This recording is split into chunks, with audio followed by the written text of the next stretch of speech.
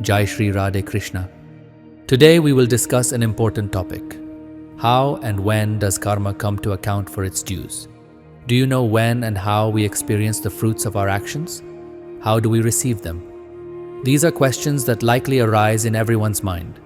In life, sometimes we experience happiness, at other times sadness, and occasionally it may feel as if everything is working against us. In this video, we will explore the secret of karma and understand how, when, and why it comes to collect its dues. Is it solely the result of our past actions, or is there a deeper meaning? If you wish to understand the connection between the events happening in your life and karma, make sure to watch this video until the end. And if you enjoy our content, don't forget to subscribe to our channel for more informative videos. Let's dive right in. Our topic today is how a person receives the results of their deeds, regardless of their status. Take the example of King Kansa. After being killed by Lord Krishna, he returned to his parents, Vasudeva and Devaki, who were his parents in his previous life. When Krishna freed Kansa, Devaki asked, "O Krishna, my dear son, you are Narayana incarnate, the very essence of Lord Vishnu. Why did you wait 14 years to kill Kansa and free us? Why did you let us suffer for so long?" Lord Krishna smiled and replied, "Respected mother, in my previous life, why did you send me to the forest for 14 years? What mistake did I commit?" Devaki was surprised and said, "I never sent you to the forest." Krishna responded, "Perhaps you have forgotten, but in your previous life, you were Queen Kaikeyi, and my father was King Dasharatha." Devaki, stunned, asked, "Who is Mother Kaushalya in this life?" Krishna replied, "She is Yashoda, my mother."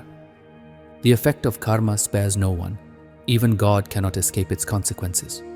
What matters is not what we achieve in life, but how we conduct ourselves. Every individual faces the results of their deeds. The law of karma is flawless and eternal. Liberation from the cycle of karma is the only solution. As Lord Krishna explained, we must face the fruits of our deeds, whether pleasant or painful. Many people wonder when they will experience the consequences of their actions, whether in this life or the next. Some actions yield results immediately, while others may manifest later. For example, if you feed a hungry person, you may feel happiness right away, which is a result of your good deed. However, the full fruits of that act may appear at a later time, in a form we cannot predict. Similarly, if you commit theft, you may feel guilt and fear immediately.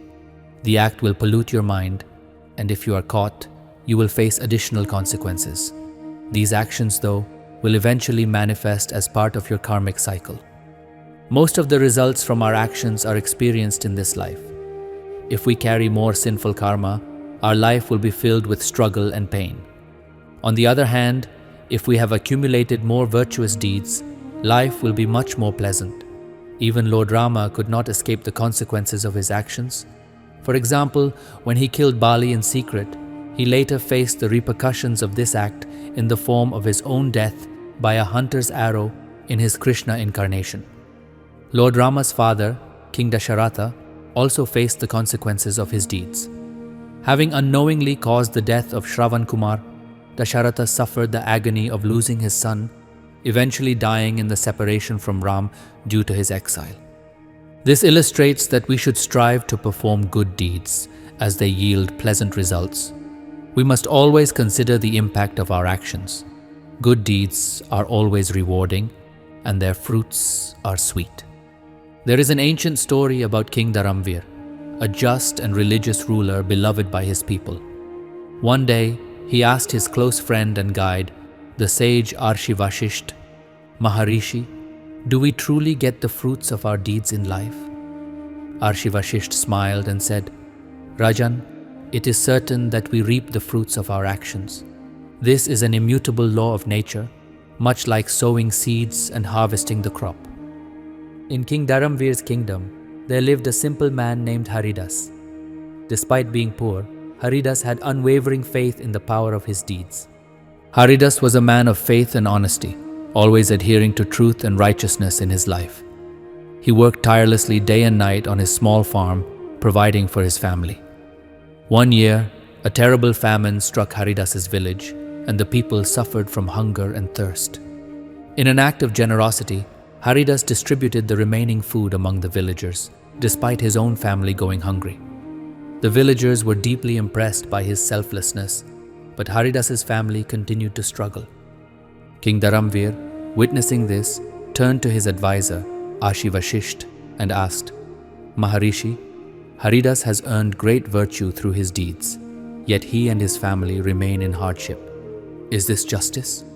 Maharishi Vashisht replied, "Rajan, this is just the beginning. The fruits of one's actions ripen in their own time. Haridas's hard work and devotion will surely bring him rewards." A few days later, while walking in the forest, Haridas discovered a cave containing a vast treasure. He used the wealth not only to improve his family's situation, but also to benefit the entire village. His generosity and virtuous deeds were rewarded, and prosperity came to both him and the community. King Dharamvir, inspired by this, realized the importance of justice and righteousness and vowed to follow these principles in his own kingdom.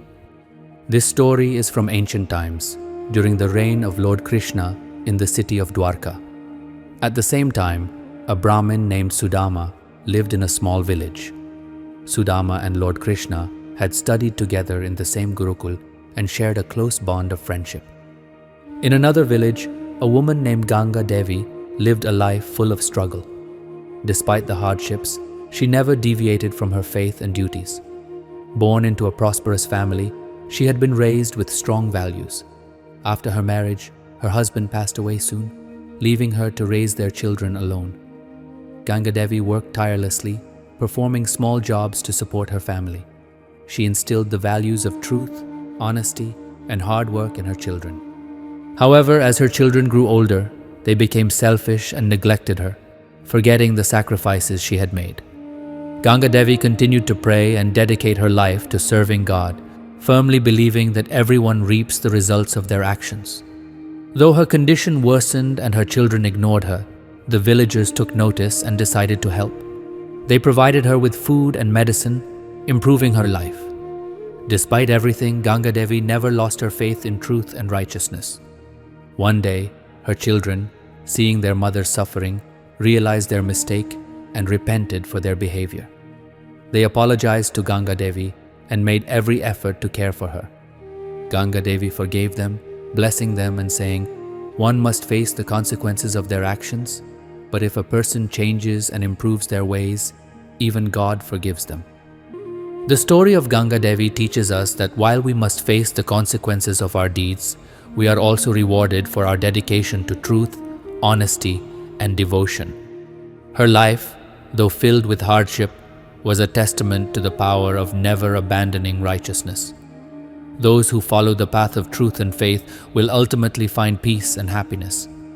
In another ancient story, in a small village, there lived a woman named Rukmini, who owned a beloved buffalo named Gopi. Gopi was not just an animal to Rukmini. She was a close companion and part of the family. Rukmini's life had been filled with struggles. She lost her parents at a young age, and after her marriage, life's difficulties continued. The untimely death of her husband left Rukmini to face the harsh realities of life alone, with only Gopi as her support. Despite her challenges, Rukmini managed to earn a living by selling Gopi's milk, which she shared with the villagers. When a severe drought struck, Rukmini struggled to provide food and water for Gopi. She worked tirelessly, praying to God for help. Her devotion was unwavering, and Gopi even joined her in the temple during her prayers. One day, Gopi fell ill, and Rukmini became deeply concerned. She sought help from the village doctor, but Gopi's condition did not improve. Rukmini continued to care for Gopi day and night, and eventually, Gopi recovered. Rukmini's dedication to hard work, sacrifice, and devotion to God did not go unnoticed.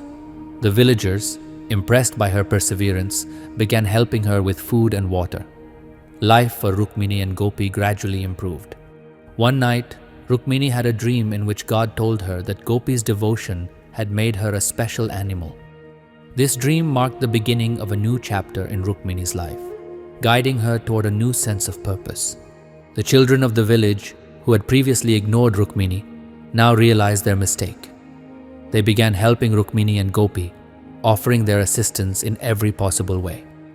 This transformation in the children's attitude brought Rukmini great relief. She forgave them and blessed them, acknowledging that one must face the consequences of their actions. But if a person improves their deeds, even God forgives them. The story of Rukmini and Gopi teaches us that we must bear the consequences of our actions. Truth, honesty, and devotion undoubtedly yield positive results. Though Rukmini and Gopi's lives were filled with struggle, they never turned away from their duties and faith. Their story teaches us that those who follow the path of righteousness and devotion ultimately find happiness and peace. Every individual performs actions, and as Lord Shri Krishna himself says in the Bhagavad Gita, no one can live even a single moment without engaging in some form of action. It is the deeds of a person that elevate them, and conversely, those same deeds can bring them down. According to Hindu belief, we reap what we sow. Our actions determine whether the fruits are sweet or bitter. Time itself decides these outcomes. This is why we should carefully consider our actions, as they have lasting consequences. According to the laws of karma, the sum of one's actions leads to divine justice. A person does not rely on God alone. They must rely on their own actions. While God may forgive, bad deeds do not. Bad actions inevitably lead to suffering, while good actions lead to peace and fulfillment. If one aligns with their good deeds, they will be blessed with opportunities and success. Conversely, living a life bound by negative actions will limit one's potential. Those who dedicate their work as an offering, as an act of worship, can achieve freedom from the bonds of material existence. Karma is the mirror that reflects our true self. A person is not great because of their external appearance, but because of their deeds. One should always strive to perform actions that benefit others. The power of good deeds is so great that even after experiencing the pleasures of heaven, Indra had to face reincarnation due to his lack of good deeds. Every person must face the consequences of their actions. There was once an orphan named Rohit. His parents died when he was a child, and he had no family or relatives. He grew up in an orphanage and was exceptionally bright in his studies. Later, he joined the army and rose to the rank of officer. Rohit lived with the army, never returning home as he had no family to return to. He lived a modest life, saving most of his salary and eating at the army canteen, keeping his expenses minimal. A businessman named Surajmal, who supplied goods to the army canteen, became acquainted with Rohit. One day, Surajmal suggested, "Rohit, why don't you invest your money in my business? I will give you good returns." Rohit declined, saying, "I am not interested in making money. The salary I earn is enough for me. If I ever need it, I will use it. Otherwise, it doesn't matter." Surajmal, persistent, replied, "If you consider me a friend, help me out. I will return the money to you, and it will be beneficial for me." Rohit, hesitant, said, "You are right, but what guarantee do I have that you will return the money?" Surajmal swore, "I will not cheat you." Rohit, after some thought, agreed, saying, "All right, let it be as you say. It will at least be helpful to you." Surajmal took the money, and as his business grew rapidly, Rohit's trust in him began to wane. Rohit kept looking for excuses to avoid asking for his money back. Meanwhile, a war broke out on the border, and Rohit was deployed to the front lines. The only way to reach the area was by horseback, and though Rohit was an experienced rider, the horse assigned to him was uncontrollable. No matter how much Rohit tried to rein the horse in, it galloped faster and faster. Despite his best efforts, the horse ran straight into the enemy camp, and Rohit fell victim to enemy gunfire. It was later revealed that Rohit had sacrificed his life in the war. Surajmal, who had been regularly visiting the army canteen, learned of Rohit's martyrdom and realized the consequences of his actions. Seth showed great sorrow, but as soon as he stepped out of the canteen, he became relieved, for now he no longer had to repay the debt. Seth's business flourished rapidly during this time. A few days later, Seth and his wife, Vani, were blessed with a beautiful baby boy, and Seth's life seemed to be at its peak. This was the happiest time of his life, and everything seemed perfect. Time passed quickly, and Seth's son, Amar, grew up to join the family business. He was now of marriageable age, and after seeing a beautiful, well-behaved girl from a respectable family, Amar got married. Seth felt that his life was complete.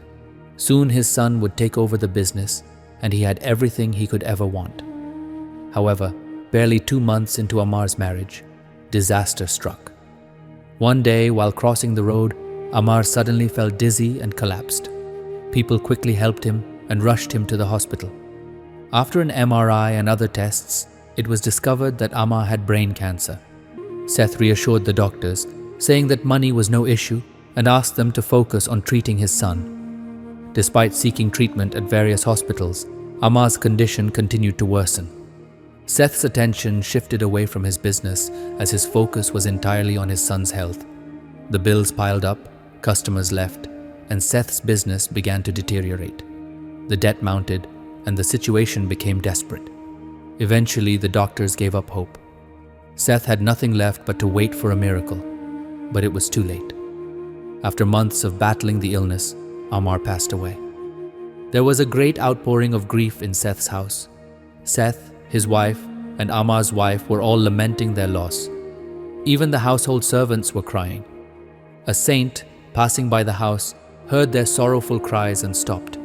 He said, "Crying will not change anything. It was meant to be." Seth, still grieving, angrily replied, "Why? Why has this happened?" The saint calmly explained, "This is the result of your actions. You must pay for what you've done. Yesterday you rejoiced when you heard of that man's death, and today you cry. The happiness you felt then, when you heard that the person you owed money to had passed away, was wrong. You celebrated his death instead of repaying your debts. You could have donated the money to charity or an orphanage, but you did not. Your intentions were flawed." Seth was embarrassed and ashamed. The saint continued, "Today, you stand at the same place you stood 20 years ago. You have no money, no business, no son, and you are burdened with debt." Seth, confused, asked, "What do you mean?" The saint replied, "This is your son."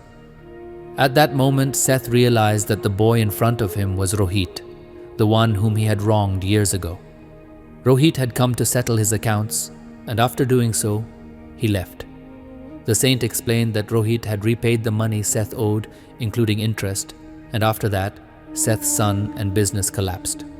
The saint continued, "This woman, Amar's wife, was the mare from the past life. In her previous life, she caused Rohit's death, and now, in this life, Rohit sought revenge, turning her life into a struggle. Everything in life happens for a reason. What you plant today, you will reap tomorrow. Nature remembers all our actions, even when we forget them." Seth sat down, speechless and disheartened, overwhelmed by regret for his past deeds. He had learned the hard way that karma always finds its way back to us. The saint reminded him of the teachings of Lord Shri Krishna in the Bhagavad Gita. Keep doing your work without expecting the results. You only have control over your actions. The results are in God's hands. In life, we all want something, and we work hard to achieve it. However, some people fail to realize the importance of working without expecting immediate results. We often hear successful individuals and wise teachers talk about the importance of patience. It is patience that strengthens the soul and helps one endure hardships. Unfortunately, many people today lack patience. They want instant results, forgetting that what is gained in haste often loses its value quickly. To understand the importance of patience, let us look at a story from the life of Gautam Buddha. One day, while traveling from a village to the city with his disciples, Buddha and his followers grew weary. To rest, they stopped near a lake, and Buddha sent one of his disciples to fetch water. The disciple went to the lake with a vessel to collect water, but when he reached the lake, he saw that some people were washing clothes in the water, and at the same time, a bullock cart had stopped at the bank, causing all the mud to mix into the water, making it dirty. The disciple thought, "How can I bring this contaminated and muddy water for my guru to drink?" Therefore, he returned to Gautam Buddha without any water. The disciple explained to Gautam Buddha that the water in the lake was dirty and unfit for drinking, and he described all the reasons why the water had become so polluted. Gautam Buddha calmly replied, "Okay, no problem. Let us rest here for a while." After resting for about half an hour, Gautam Buddha instructed the disciple to go back to the lake and bring water once again. This time, when the disciple approached the lake, he saw that the water had completely cleared. There was no movement in the water, and it had become clean and drinkable. The mud that had previously clouded the water had settled to the bottom of the lake. The disciple filled his vessel with clean water and returned to Gautam Buddha.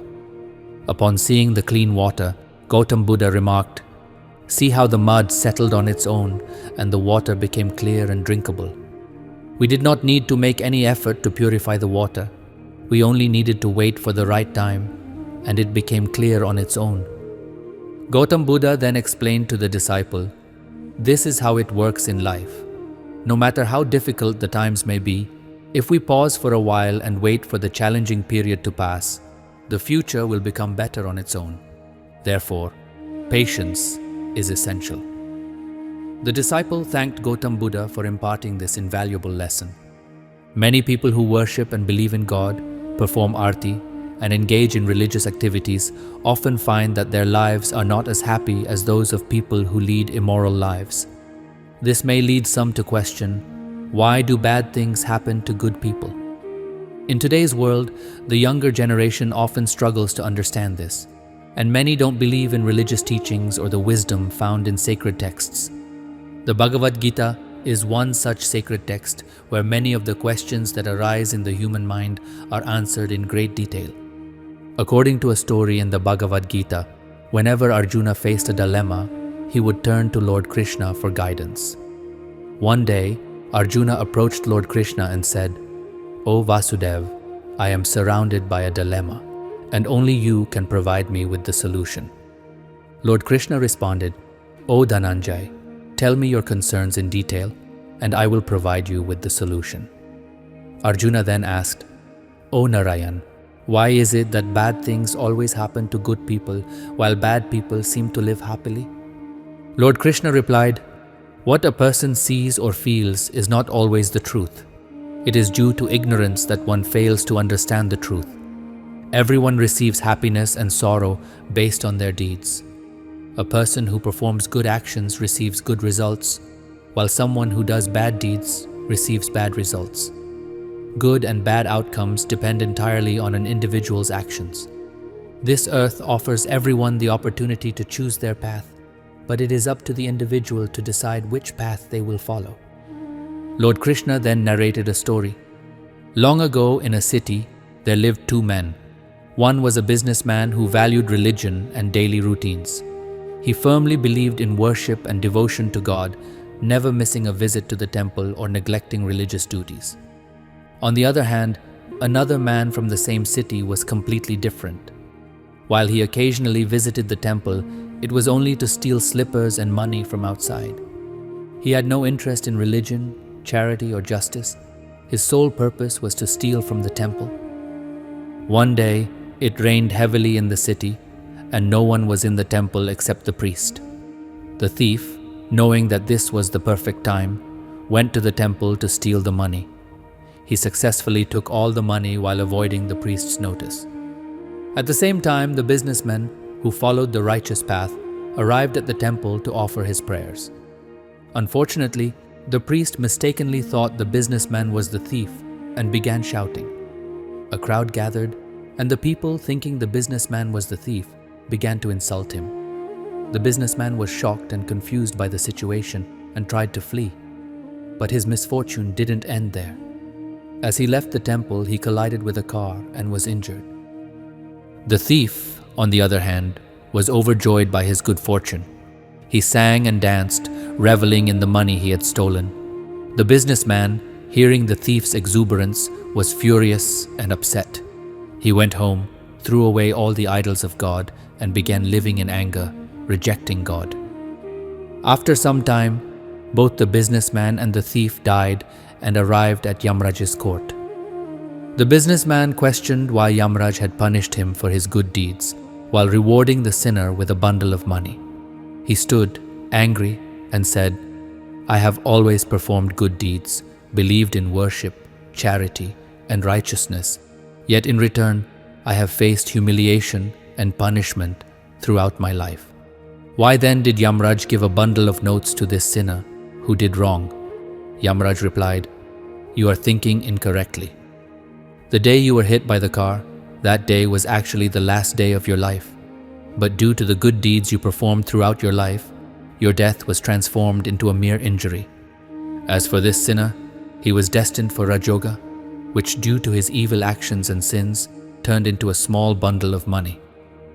After narrating this story to Arjuna, Lord Krishna said, "Parth, now you have your answer. To think that God ignores your good deeds is a misunderstanding. It is up to each person to recognize what God is offering and in what form. While hardships do come in life, the grace of God always remains with those who do good. Therefore, you must never hesitate to do good deeds. The fruits of your good actions are also experienced in this life." Friends, once Mahatma Buddha was traveling from place to place, preaching to people. During his journey, he arrived in a village where the villagers began coming to hear his sermons. Soon, many people in the area became devoted to Buddha. One day, a woman approached Buddha and asked, "You seem like a prince. Why did you take up sannyas in your youth?" Buddha replied, "I wanted to find answers to 3 questions. That is why I embraced sannyas. Right now, our bodies are young and attractive, but eventually they will grow old, fall sick, and ultimately die. I wanted to understand the reasons behind old age, sickness, and death." The woman was deeply impressed by Buddha's words and invited him to her home for a meal. Upon hearing this, the villagers advised Buddha not to go to the woman's house, as they believed her character was questionable. Buddha then asked the village sarpanch, "Is this true?" The sarpanch agreed with the villagers. Buddha took the sarpanch's hand and said, "Now show me how to clap with just one hand." The sarpanch replied, "That is impossible. One hand cannot clap." Buddha said, "Exactly. In the same way, no woman can be characterless on her own. If the men of this village were not characterless, she too would not be. It is the actions of the men that shape her behavior." The sarpanch was embarrassed and realized the truth of Buddha's words. Buddha then explained, "If we want to create a good society, we must first improve ourselves. If we improve, the society will also change. We must avoid evil, and that is the lesson of living a happy life." It is often said that bad things happen to good people, and people wonder why this occurs. The reality is that the better a person is, the more compassion they have for others. They feel empathy for everyone and want to help them. This, however, can lead to greater unhappiness because, as a good person, you naturally expect others to show kindness in return. But when others do not treat you as you expect, it brings disappointment. Just as a thief expects others to be thieves, or a liar expects everyone to lie, a good person expects everyone to be good. However, this is not always the case, and this is the reason why bad things happen to good people. People often believe that the fruits of their actions should come immediately, but this is not the case. To pass a class, you must work hard throughout the year, and only at the end do you find out if you are moving on to the next class or repeating the year. Similarly, the results of our actions in this life will be revealed in due time. These results determine our next birth and the happiness or sorrows we will experience in that life. So, do not be disheartened by seeing people who do good suffering, while those who do bad seem to enjoy life. We are all responsible for the deeds of our past lives, and we are reaping the fruits of our actions. As we sow, so shall we reap. Those who understand and believe in this truth do not abandon righteousness even in the face of suffering, while others, driven by greed, abandon truth and goodness and continue to do wrong. This is the reason why, at times, we see children born to suffer pain, children born with mental disorders who come into the world only to endure the pain of needles and ultimately leave after suffering their due punishment. The life that we, you, and others experience inevitably includes both happiness and sorrow. In fact, happiness and sorrow are two sides of the same coin, and their arrival in succession is not only necessary but also inevitable. It is important to note that what we see is not always the full truth. Often, our perception can be clouded by illusion. As a result, we experience sorrow. However, it is not always the case that the good deeds we perform yield good results. The root of sorrow in life lies in the fact that we often focus more on the outcome of our actions than on the actions themselves. While we only have control over our actions, the results are not within our control. Many times we observe that a person performs good deeds and yet faces misfortune. But we must not forget that some of the sorrows we experience today may stem from the deeds of our past lives. Let me share a story. There was once a very poor man named Madhav. Apart from him, his family consisted of his wife and 3 children. Madhav did not own any land. Both he and his wife worked as laborers on other people's fields, earning a meager income in exchange for their hard work, just enough to get by. They lived in a small hut, which had become old and dilapidated. Madhav, however, saved some money by cutting trees and decided to build a new concrete house. After saving every penny, he managed to construct a one-room house, and his wife and children were overjoyed to have their own home.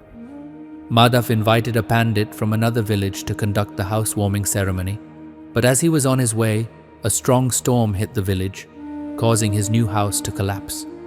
The hut, however, remained intact, thanks to the wall of the new house providing protection. The villagers gathered and they all mourned the destruction of Madhav's house. Madhav cursed the situation, lamenting how his newly built house had been destroyed by God. Everyone assumed that bad things always happen to good and honest people.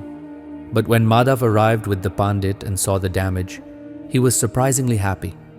He thanked God for the fact that the hut remained safe and for the fact that, despite the storm, his family was unharmed. He said, "It is good that the storm came now, before we moved into the new house. If it had happened after we had moved in, we could have lost everything. My God has saved us from this storm. Everyone's precious life has been spared." Panditji, who was listening, was deeply moved by Madhav's perspective. He said, "Wow, what a profound way of thinking. Indeed, God protects good people from significant losses and turns them into minor ones. But due to our ignorance, we often blame God for what we see as harm. We criticize Him for a small injury, whereas He transforms a mountain-like problem into a mere stone. Every living being faces the consequences of its past deeds, but God always reduces the sufferings of righteous people. This world is governed by karma. You reap what you sow. Sorrow and happiness are both sides of the same coin, and the cycle continues. If someone performs good deeds, good things will happen to them. Conversely, those who do bad deeds will naturally face misfortune. At times, despite performing good deeds, a person may still face hardships, while those who do wrong seem to prosper. This leads us to the question, if the results of our actions are determined by our deeds, why does this happen? Your destiny is not solely tied to the actions of your ancestors. While your fate is influenced by your family's actions to some extent, it is ultimately your own deeds that shape your life. Therefore, even if a person seems to be fortunate despite their wrongdoings, it is likely that their ancestors performed good deeds that impact their current fortune.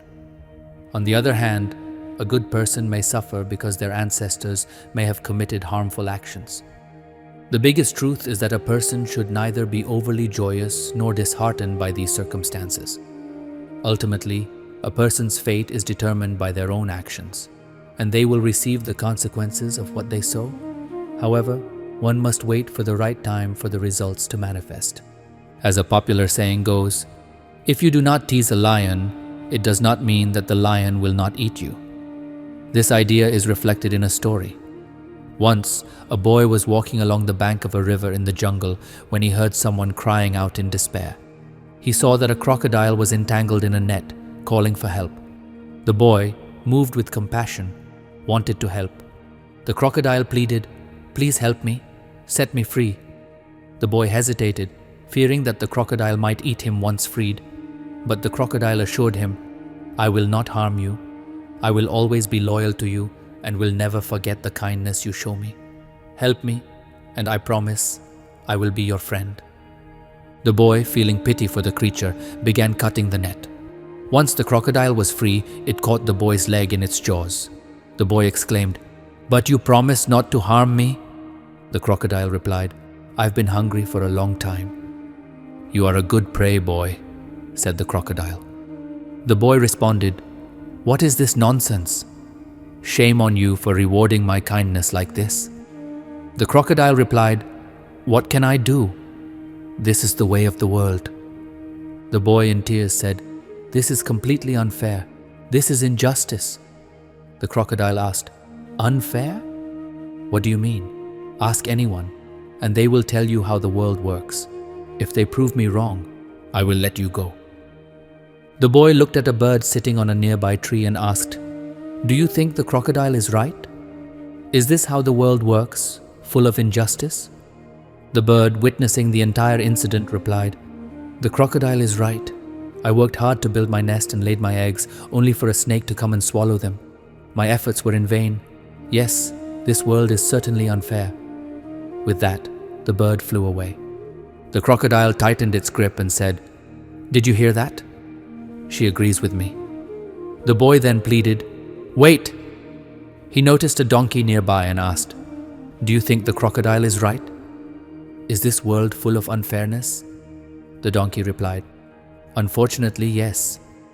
When I was young, my master placed heavy burdens on my back and made me work tirelessly. I served him faithfully for years.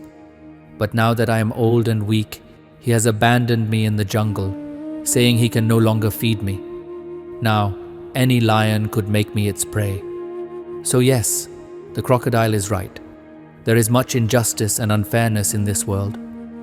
The crocodile, growing impatient, said, "Now I've had enough. I'm feeling hungry. Say your last prayer to God." The boy begged, "Give me one last chance. Let me ask the rabbit." The crocodile, feeling a slight sense of mercy, agreed, "All right, I will give you one last chance." The boy asked the rabbit, "Do you think the world is unfair?" The rabbit, hopping around, replied, "This is complete nonsense. The world is a perfectly fair place." The fish, overhearing the conversation, shouted, "What nonsense! The world is indeed unfair. Look at me. I was caught in this trap without any fault." The rabbit retorted, "It seems as if someone is speaking with a mouthful of pan. Speak clearly." The crocodile said, "I understand your cunning. I'm speaking clearly. I will open my mouth, and the boy will be saved." The rabbit, pleased by the crocodile's praise, responded, "Are you a fool? Have you forgotten how strong your tail is? If the boy tries to run, he will die. You are the strongest creature here." Flattered by the praise, the crocodile opened its mouth to continue the argument. The rabbit shouted, "Run, boy, run! Run away!" The boy seized the opportunity, breaking free and running as fast as he could. The fish, angry at losing its meal, cried out, "You cheater! You've taken away my food. This is unfair." The rabbit, undeterred, replied, "Better not to speak of right and wrong." The boy ran back to the village and gathered a group of men with spears and swords. Together, they killed the crocodile. Their pet dog, who had accompanied them, saw the rabbit and chased it. The boy shouted, "Stop! This rabbit saved my life. Don't attack it." But it was too late. The dog caught the rabbit, and in an instant, the rabbit's life was over. The boy, witnessing the tragic turn of events, reflected, "Maybe the crocodile was right. The world is full of misfortunes and injustices. That's life. It doesn't matter how spiritual or good you are. Suffering is inevitable. Spiritual growth doesn't exempt anyone from the laws of nature. Whether one is a boy, a crocodile, a donkey, or a rabbit, life offers no guarantees. Perhaps it's this uncertainty that makes life adventurous. Being good or great cannot shield you from physical or mental ailments. Even if you love someone deeply and remain loyal, there is no assurance that your partner won't betray you." So friends, I hope you enjoyed today's video. If you did, please write Jai Shri Radhe Krishna in the comments from your heart. To receive more such videos, subscribe to our Krishna Vani Gyan channel. Don't forget to like and share the video with your friends and family so they too can benefit from this knowledge. Thank you. Jai Shri Krishna, Radhe Krishna.